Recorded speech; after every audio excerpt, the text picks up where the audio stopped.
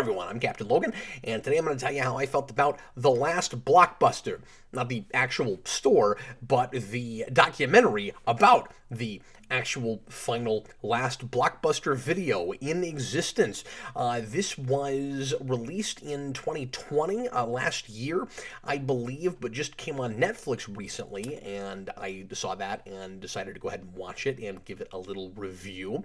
This is about, as the title suggests, like I said, the final Blockbuster video in existence, and it chronicles before that. This is a linearly structured movie for the most part. The final days of Blockbuster as a megacorporation, and the reason that it crumbled and the bad business decisions that were made that led to that. It quelches certain theories that people have had, mainly that it was Netflix that killed Blockbuster, although I would submit that in a way it was, and I'll get into that probably here in just a minute, but it debunks that theory and talks about the financial crisis from 2008 and the role that that plays, and answered a couple of questions that I had about Blockbuster, but didn't bring a lot of new stuff to the table. There were a couple of big things that I wasn't aware of that I found really interesting. This is a thing that I was curious about. I wondered why one store, because I didn't know that there was this last store left in Bend, Oregon, of all places, because of a video I saw, I think last year or the year before, on Cinemassacre's channel. That's James Rolfe, Angry Video Game Nerd. He went to the final Blockbuster video in existence, and that was the first I had heard of this. And I was like, not just how, because I mean, this was a curiosity too, like, how does that stay open? How is there still enough of a customer base for it? But the bigger question I had was, why is it allowed to keep that name? Like, who owns that, and how come they're still able to operate as a Blockbuster? And it turns out, just like an old school Blockbuster, like everything pretty much is the same, it seems. They have really similar policies. They lay out their store in a similar way. All of the displays and things look just like the way corporate used to do it. It's really interesting, but now it's a relic of a bygone time. So it's not a corporation that tells several stores how they, and at one time, thousands of stores, how each of them have to be set up in order to be uniform, but it's just this one lady who owns and runs this store who wants to basically preserve a piece of history, but also this, part of her community and her own livelihood, of course. And so it focuses on her. Her name is Sherry. I forget her last name. Through part of the documentary, and the sudden fame that she kind of accrued because a lot of news outlets in places got really interested in the fact that this store somehow survived the massacre of the video store at large and Blockbuster in general. So the movie itself is a real straightforward, kind of standard by the numbers documentary. It isn't brilliant by any stretch in the way it's structured, or the way things are presented.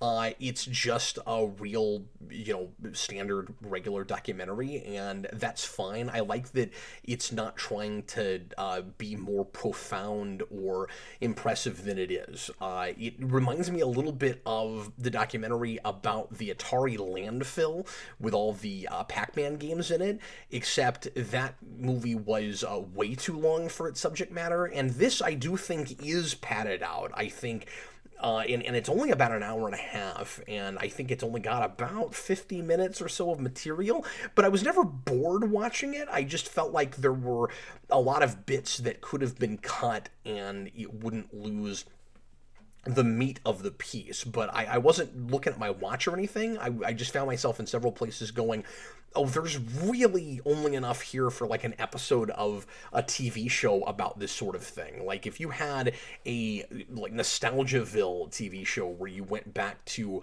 and this would be a cool idea, by the way, I think, for a documentary series where you go to the last vestiges of things, you know, one of, if not the last, of video game rental or video rental stores, or old school arcades, or you know, what have you. And obviously there's record stores, things like that. Obviously there's not just one left in any of those categories, but it would be interesting to go to things that used to be all the skating rinks, you know, things that used to be all the rage, that were really big money makers for certain individuals and certain companies, and were kind of staples of the American experience as I was growing up, or even earlier, that aren't a big deal anymore, and it would be very difficult to keep a business running in one, but that a few people have managed to keep, you know, those things going. That would make for a cool show.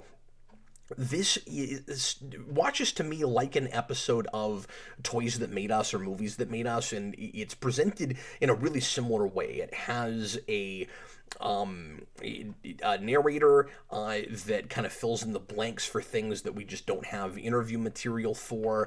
The narrator is not as cutesy as the stuff that Patton Oswalt has to say in the Toys That Made Us, but some of the presentation is like that, and that's one of the weaker parts of the documentary, I think, and it gets kind of intrusive and in the way.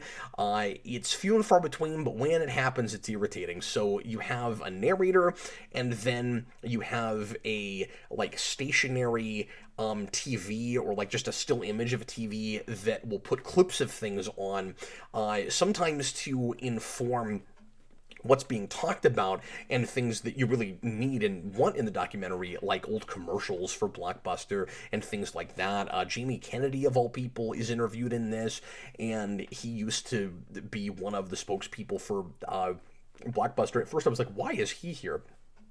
This does have that thing where it's like, here's some minor celebrities that we could get to talk to us that had nothing else going on, and I thought that's what it was with Jamie Kennedy. I was like, all respect to him, I guess. Nobody really cares that much about it. Jamie Kennedy's like nobody's favorite comedian, and I guess I have something of a bias against that actor and comedian because he did Son of the Mask, and I hate that movie with a burning passion. But I mean, that's like getting Carrot Top or somebody. Like, it's relevant, I guess, because he was, you know, I don't even want to say big in the 90s, but you know, he was operating in acting and stuff in the late 90s, early 2000s.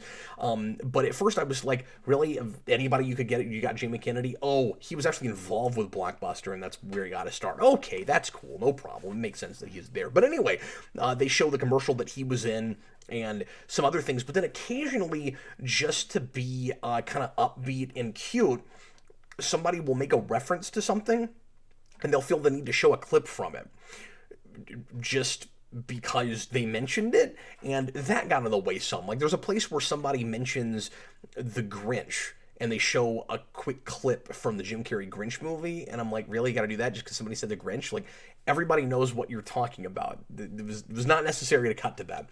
So some of that can be a little bit annoying, but it has that in common, again, with the Toys That Made Us documentaries, but it's weird because it's longer than those, because it's not just a TV episode, and it kind of doesn't quite warrant its length, I think. It gets a little bit self-indulgent in places. It seems like it has a couple of goals that are a little bit in conflict, which in one corner, it wants to just be informative, and in another corner, it wants to be really nostalgic about about video stores. And it gets a little bit at odds with itself, because it feels like the documentary itself really misses Blockbuster, or expects you to, and at the same time it recognizes that it's dealing with what was once a arguably ruthless corporation that ran mom and pop stores out of business, and it is really critical of Blockbuster and the mistakes it made late in its run, certainly. but it seems to be struggling a little bit in being as nostalgic as it can for the material. It feels like it wants to be a Star Trek documentary or something where it's like, don't you miss Blockbuster? Wasn't this a huge part of your life? Doesn't it really mean something to you? And and I get some of the people that are interviewed why they miss video game stores in general, but I found myself wondering how much of that was Blockbuster itself and how much of it was just video games. I keep doing that. Video stores at large. You definitely had some people interviewed, and it's mostly again minor celebrities who are you've got some of the usual suspects like Kevin Smith is interviewed here, and a lot of Kevin Smith, late Kevin Smith stuff. Even when he's in documentaries, he doesn't seem especially authentic to me. We don't see a lot of him here, but he feels more like older Kevin Smith to me here. Like there's a genuine quality to what he's saying in some places, and I agreed with a lot of things he talked about. I like his comparison toward the end to, and I mentioned this earlier, to record stores, and that it's possible that there could be a new life for video rental stores like you had with record stores, because there's just people who miss that atmosphere, and it's not just about the product, it's also about people, it's also about community and people needing a place to have human interaction. And there's some discussion in this, and I like this, about the ways in which you discover things, not just make human connections, but also discover new things of interest by talking to a person face to face that you don't get as much just looking around for something to watch streaming, or even just getting ideas from people online, or just Discords, message boards, Facebook, that sort of thing. Walking into a store and somebody behind the counter taking a look at you and making guesses about your interests by talking to you and what you look like and what you're wearing and stuff, which I guess sounds like profiling, but there's a certain degree of that you do when you work at a store, where you're like, this guy may be interested in this kind of thing, and then you start suggesting stuff to them. That's something that you can't. What I'm saying is, it's difficult to get an idea of a person and what they're like and what they're after just by talking to them over text on the internet. So there's this whole other component that can really add to that experience. And but anyway, I think that the big thing that's missing in this documentary is just the discussion of video rental at large beyond just Blockbuster. There's this kind of idea, and again, there's people who are critical of Blockbuster, and not just their business practices, but also later on, but also what they did to other businesses. But we act like the Blockbuster store that's left is the only video rental store at all, and it isn't. Not that it's like, again, record stores or comic stores where there are still several, there are quite a few. There's not a lot anymore in the way of video rental stores, but there are still some chains left even. Family Video, as far as I know, is still a thing. There's not a lot of them, but there's a few, and I'm sure there's some mom and pop stuff here and there around. And so there's this, we kind of conflate in this, I think, the video rental store with Blockbuster as a thing. And I think part of my frustration with that is that I'd certainly have nostalgia for going into those stores, but I have no nostalgia whatsoever for Blockbuster.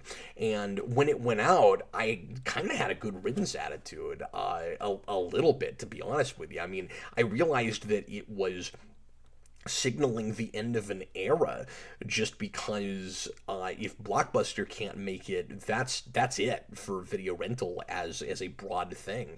And that was already happening before Netflix had its original programming. And so it felt like in some ways it was signaling the end of the last vestiges of my childhood. I know a lot of people felt that way, but for me, that was just about video rental. I was gonna miss the process of doing that. For me, it was more about video games than it was movies, because we bought a lot of movies when I was growing up, but we didn't buy a lot of video games. They were just too expensive, and so we rented more than we purchased, and that's what and I think that's why I keep accidentally saying video game when I'm trying to say video rental store, but that's what I most missed video rental stores for. We didn't go to Blockbuster because it was too expensive. It felt like you were paying for there being more access to the new releases. It wasn't even that they had a better selection of things. That was my other issue with Blockbuster. It always seemed like they had it was always slim pickings there, if you wanted to get any older stuff, classics or anything. I knew stores that felt like they had nearly everything because they only had one or two copies of stuff, and they had the room to put out as much of the library of film, or at least stuff anybody had heard of, in their store. And Blockbuster, it was walls of the same movie. It was like 50 or 100 of one title, and that took up so much space. And of course, that was their bread and butter. They wanted you to get new releases. They didn't care as much about older stuff, and is a little bit like comic shops that don't have back issues, where they're only selling new singles and trades and things. And I always wanted to explore older cinema as well, and so I always appreciated stores that had a little bit of everything. And if the brand new stuff was all out, I could go get something older. And if you went to a Blockbuster and all the new stuff that you cared about was gone, you might be sunk. There just wasn't a great selection there. And I was going to say a minute ago, it seemed like you were paying for the fact that you could, no matter how many people had rented a new movie, probably get your hands on it, or at least be more likely to. And at the time, I remembered the rentals being like $3-4 for a day or two, and a lot of other places I went were more like $2, and then there were a lot of like 99-cent rentals and things. But anyway, so I just don't have a lot of nostalgia for that particular company. So you had all these people going to, and I get this, I would be like this with other things, certainly. Like, if there was one Toys R Us left, and I realize that's still around in Canada, but if in America there was like one Toys R Us left, and it had been like 10-15 years since I'd been to one, and I had to drive 8 hours to go to Toys R Us again, like, I have a little bit of nostalgia for that. And that's also a corporation that I don't overall like love. There were a lot of great smaller mom and pop toy places, and this isn't me saying that there's never been a good like corporate box store or brick and mortar place for retail. Of course, I'm not saying that. It would, in fact, Toys R Us isn't even a good example. If I found out tomorrow that there was, and it was still set up the way it was when I was a kid, one KB Toys left, like forget Toys R Us, go to KB. If there was one KB toy store left, and I found out it was like in upstate New York, I would get in my car and drive there. That would be a big deal to me. And so there were people who kind of treated the Blockbuster in Oregon here like a mecca, and they came from all over, and they'd drive 15 hours, or they'd fly from overseas just to get to experience that one more time. And I know folks that don't think of themselves as nostalgic that would think that that's crazy, but I really get that. I would be like that with other things. Because, and like the video rental stores that I did really like when I was a kid, if somehow one of those was preserved, it would be a big deal for me to get to walk into one again. The place that I frequented most in high school was, and I'm showing my age now, was inside of a grocery store, a Dillon's. And as small of a space as they had, it seemed like they somehow had everything. And it was the first place I'd been to that rented episodes of TV shows on VHS and then on DVD when that became bigger. And that was a big deal to me. And so, like, if that was still around somehow. So I get why people make pilgrimages to do that kind of thing, because with things that are gone forever, that were a big part of your life and a big part of your chemical makeup, you wish you could get a time machine and go back to that period, and that's impossible, and it feels like doing that. So I really get that, and I found, some of that stuff compelling, although I resonated with it, or it resonated with me, I should say, but some of that was late on. I don't even want to say laid on too thick. There was just a little bit too much of it, where after a while it was like, okay, I get it. Like, you have all these people going to the store. I get why they're doing that. And it just, some of that stuff seemed a little bit padded. And some of the, accounts of the first time I went to a video store, or these were the crazy things that I did in a video store. That some of that got a little bit old. I was really interested in, like I said earlier, the history of how Blockbuster ended. I didn't realize, and the spoilers here for anybody that wants to watch the documentary and get these things from there. Let me go ahead right now and just flip my sign green and say I am feeling it. This is not the best documentary I've ever seen, or even the best documentary I've seen in the last couple of years, but I do think it's worth giving a watch if this topic interests you at all. But now I'll spoil a little bit. I was not aware that Blockbuster had the chance to buy Netflix at one point. That's really interesting. And we're talking before they had on demand. So I did think that it was a little bit unfair that some people in the documentary were talking like they were crazy for not doing that. That's very hindsight thinking. You got to have historical perspective on this. They didn't know that the streaming thing was coming, or if they did, that it was going to be as big as it was. Because at the point that Blockbuster finally went under, they were starting on-demand video themselves too, and this I did know about, but it's in the documentary. Netflix and Blockbuster both had a system where you could rent discs by mail. I think Netflix to this day is still doing that, although maybe they finally shut that down. I'm not sure. I think it's still possible to do that. But that was, of course, their bread and butter initially. Netflix and Blockbuster both had that service where you could send in for movies by mail. And both of them, around the same time, also started streaming. And interestingly, Blockbuster had a better selection of streaming movies and TV shows than Netflix did. I never used it, but the movie talks about that, and I had always heard that too. Blockbuster tried to get out in front of that. It looked to a lot of people like they got into it too late, because at the end, they were pushing really hard their streaming service. And I even have an old Roku remote control that has like 4 buttons that go to like on the remote that go to particular streaming services, and it's Netflix, Hulu, I think Amazon Prime or something else, I can't remember, and Blockbuster is one of them. They held out for a long time on that. I don't know one person that ever had that service. This is in the early days where you didn't have a bazillion of these streaming services, and where that was a novelty.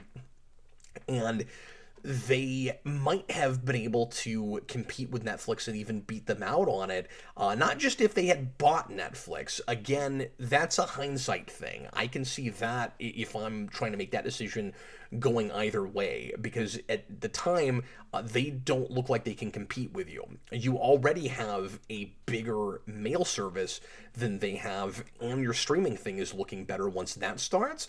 So I can see why they didn't feel the need to do that, I guess. But the bigger thing is, they had already lost a ton of money. And I remember when this happened too, but I didn't know, and this was another really interesting thing in the documentary, how much money they'd lost over it. I remember the commercials in the early 2000s where they were advertising no more late fees, and that completely blew my mind. It was just so confounding. I was like, but you've got no incentive to make people bring their movies back then.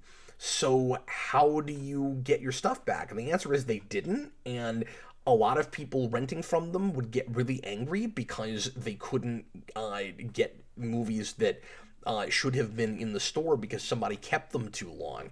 And they lost, the movie says, a third of their business over it.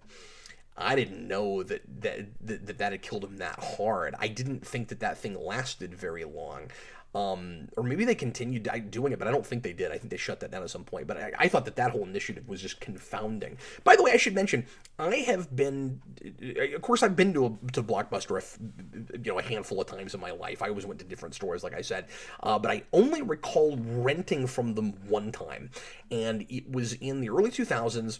Right after I graduated high school. This would have been maybe 04, 03, when Mystery of the Batwoman came out. A friend of mine and I were hanging out, and my parents were out of town. I just remembered this. My parents were out of town. It was Thanksgiving weekend, and he invited me over to his house for Thanksgiving, which was cool of him. And for some reason, I had to stay in town. I think I had to work over the weekend, and I remembered that this new Batman movie was out, and we couldn't find it anywhere but Blockbuster, so we rented it there. And then, of course, it ended up being kind of bad. But that's the only time I remember ever actually renting from that store. Anyway, I digress. So, it was crazy to me that they did that that no more late fees thing, and that was right around when I rented the one time I remember renting from them. And that really blew up their, ruined their business. And I don't know if they were already closing stores, but it messed with their buying power and stuff, and so that may have had something to do with why they didn't buy out Netflix. But anyway, I shouldn't sit here and just explain everything that's in the documentary. You can watch it for yourself, and I am recommending it again if you have any interest in this topic. But those were a couple of things that I found really interesting about it. One thing I think that they maybe should have left out of the movie is the little bit that they have with Lloyd Kaufman, who is another usual suspect in a thing like this. He seems to show up more and more in these kinds of documentaries and things.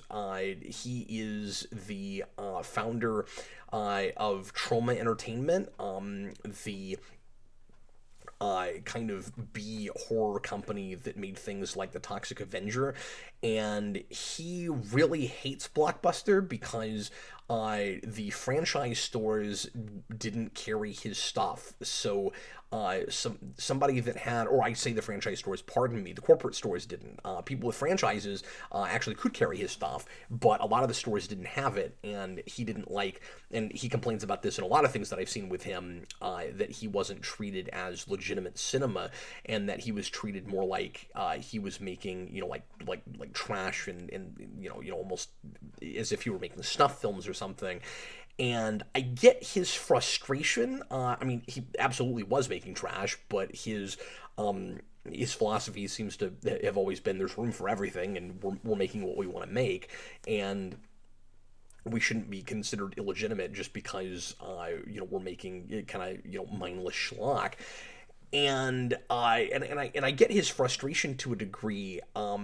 Certainly, and I think that you need some outliers in a thing like this. Like, I appreciate that they tried that. I just don't think they fully succeeded at it. They've got a couple of token people who are, complaining about Blockbuster and saying we don't really miss them too much, and here's why. And it's good that that's there, but they either should have left it out or they just didn't use the right material, because if you don't know who Lloyd Kaufman is, you'll have no idea what in the world he's talking about, and it kind of makes the assumption that you are already familiar with him, which is weird because when he's introduced, he's complaining that, and I can't decide how much he's joking or not, that the interviewer wants him to introduce himself, and he's like, don't you know who I am? And he's like, yeah, but we're having everybody do it like this. And then they proceed to just do kind of some jump cutting where he's rambling a lot about like how awful of a big corporation Blockbuster was and how he was mistreated. And so they have him introduce himself, but if you don't know who he is, you will not appreciate that stuff. And like, I can just imagine showing this to my wife, and she'll be like, why was that guy in there, and who was he, and what is trauma? I don't even know what he's talking about.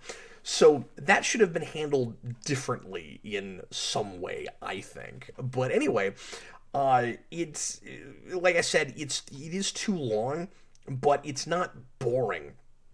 It has some bits that I think are a tad indulgent, maybe. But anyway, once again, I will flip my sign green, and let me know in the comments if you have seen this documentary and what you thought of it. And in the meantime, thanks a lot for watching. I'm Captain Logan, and I'll see you again next time.